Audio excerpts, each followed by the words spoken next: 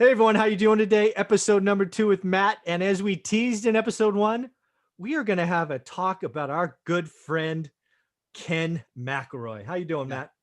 I'm doing awesome, Mike. I'm just super thrilled to be in my lane, doing what I do and what you do and what we know about and deal with on a daily basis. Yeah, Not having a team giving us a bunch of information to get clicks. yeah. Ken McElroy, first and foremost, let's give props. 10, 20 years ago, some of his books I've read, I got Yep. them on the bookshelf behind there. Mhm. I think generally speaking, he's a pretty good dude, if you will. Yep. Uh, Agreed. However, I think he has jumped the shark, if you will, and now Yeah. is in YouTube world and seeing how to get clicks and sell courses and mentorship. He clearly is going that way, and Yeah. he likes to talk about single family. I bet you that man hasn't evaluated a single family deal in a freaking decade. What the hell is he doing talking about a I'd like crash? to ask him how much a gallon of milk costs and what a gallon of gas costs, right? Exactly. Like, guys, at the end of the day, you talk and you listen to people that are in the game doing what you're trying to accomplish. Do not listen to me about acquiring your next 120 unit multifamily. Exactly. I can give you some general rules and some general parameters of these are the things that I would be looking at, but that's not anyone's first deal, regardless of what the immortal Grant Cardone says. Exactly. So Yeah. God bless Ken. He's a smart guy. I mean, Ken knows his stuff inside and out. But like you said, when was the last time he evaluated a single family home or a duplex? Yeah, it's been forever. Well, he put out the one video that set me off like 6 months ago when he called for 2021 to have a 40% crash. I lost my mind.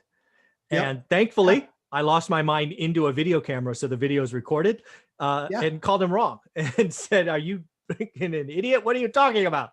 It's not mathematically possible." And lo Tell and you what, behold, he did it again. yeah, if you and I can get on the phone with him and we'll put all of ours Yeah. up against all of his, and if it goes over 40, he can take all of our stuff. Oh, for sure. But if it's under 40, we get all his stuff. Yeah, deal. We're good. I'll place that bet all day long. All, middle of the table. All in, Ken. Yeah. What do you got? Yep. Show me Exactly. your hand. Yeah, exactly. Well, he just did it again. He was a little smarter this time.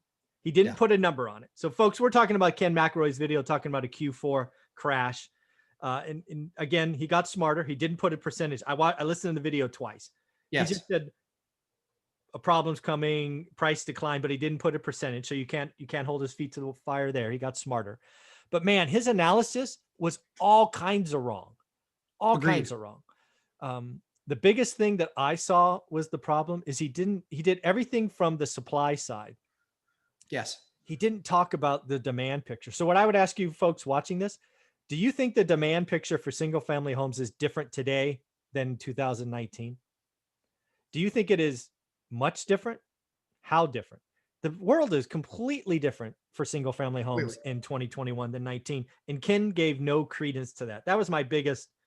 What are you talking about, Ken?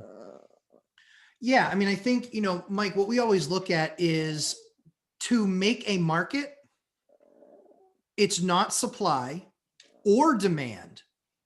It's supply and demand.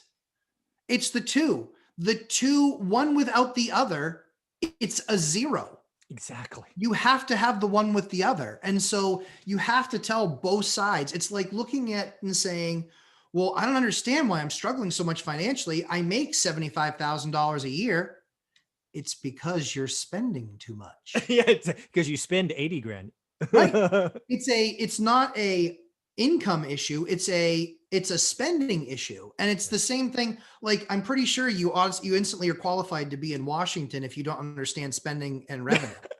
Yeah. You only need to there's the revenue line doesn't exist. It's all spending. Yeah. Congratulations. Start your next campaign for Congress. Yeah, exactly. And that's the issue that I have, is that people have to look at revenue and they have to look at expense. They have to look at the cost side as well.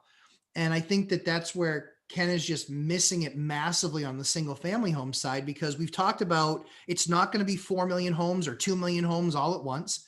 It's going to be a slow letting of them into the market. Number one. Mhm. Number two is, and you always hear me talk about it. In fact, the people that I talk to on a regular basis, they're just like, if you say that 1% equals 10% thing one more time. And I was like, I'm going to keep on saying it because people still miss it. Yeah. If rates, you and I always caveat things with rates. Yeah, that's the thing. That's right. If we go to 4.5 off of 2.6, then yeah, just based on the math, those prices should come down 20%. Here's the issue. You're not going to, all of a sudden it's going to be math and they're all going to drop 20%. Yeah. There's still going to be stuff sell. Stuff is going to be selling slower. People buy based on payment. When you buy based on payment and you're figuring out, in your case, your yield, I call it the ROC, return on capital. So when we talk about that stuff, those numbers moving and that potential 2 percentage points in the market or in the rate, when you're looking at that, yes, that can drive down. The math says it's worth 20% less. However, there's still going to be stuff that's going to sell because there might be intrinsic value into those homes, and you're going to stop seeing stuff sell for $50,000 and $60,000 over list price. Yeah, 10% over list.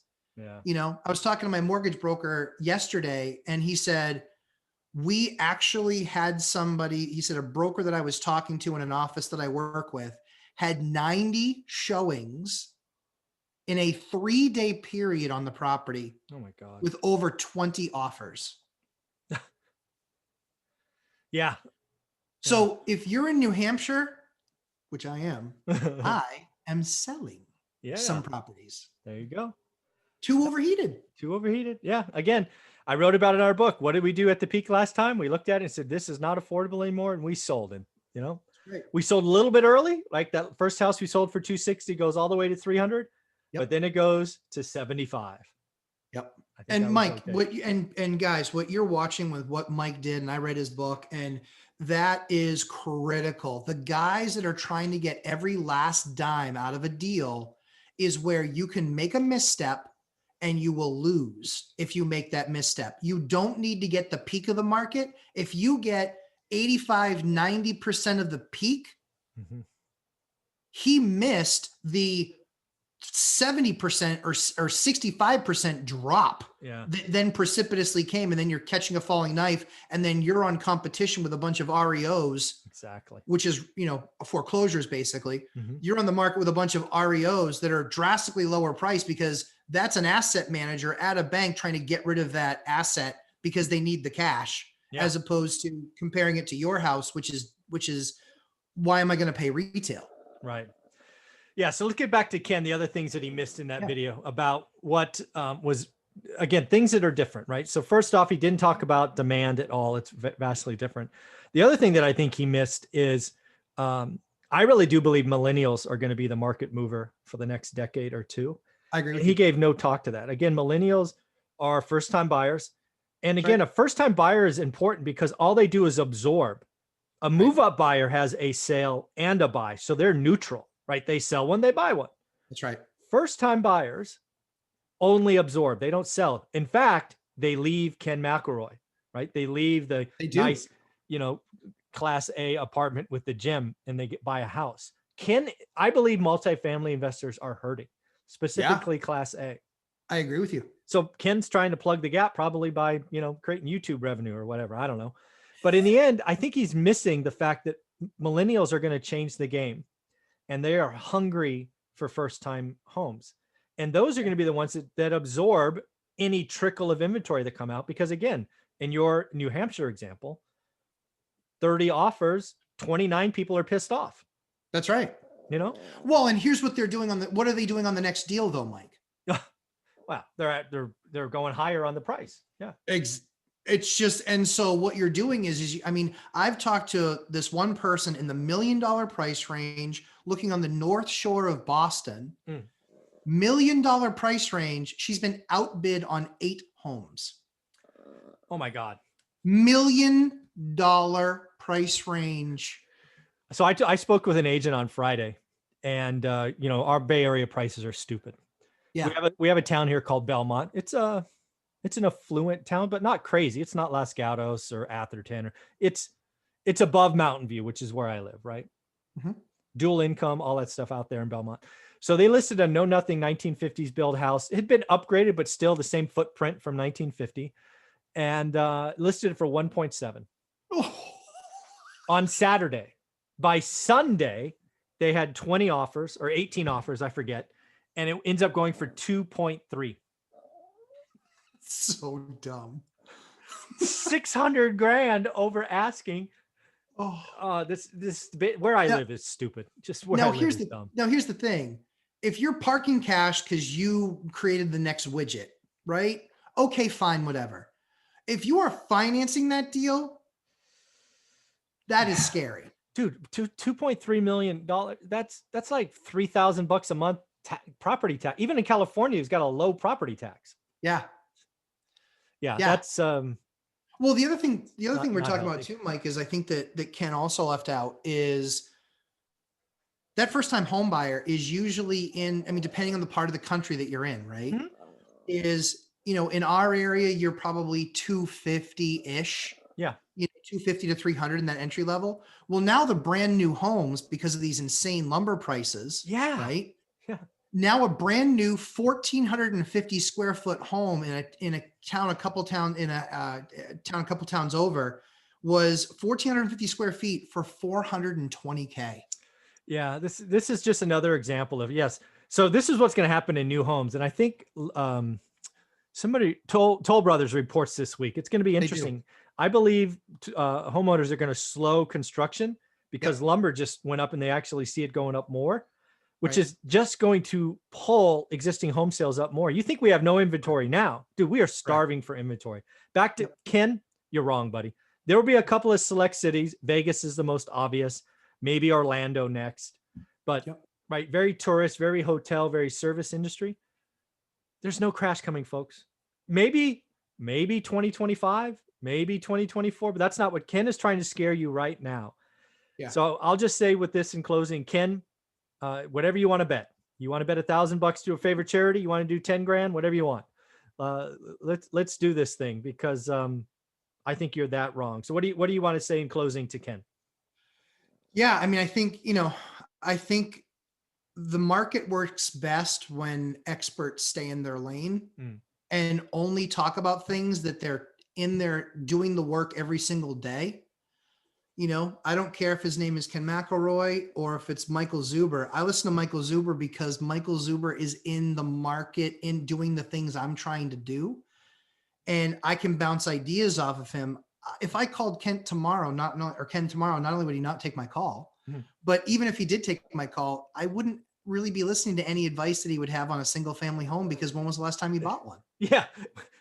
Yeah, it would. I would imagine that conversation being uncomfortable for both of you. Probably. What's he saying? What's he saying? I don't know. Click. Exactly. Yeah, exactly. Matt, figure out the cap rate on a 120, unit building that's Class A construction in California. Yeah. I've never done any of those things ever, so no. No, yeah. So that was a fun conversation, Ken. That's great. Yeah. Very cool, man. Well, I look forward to episode number 3 where we introduce the lumberjack landlord. It's going to be very fun. Exciting times. Thanks, Mike. Yeah.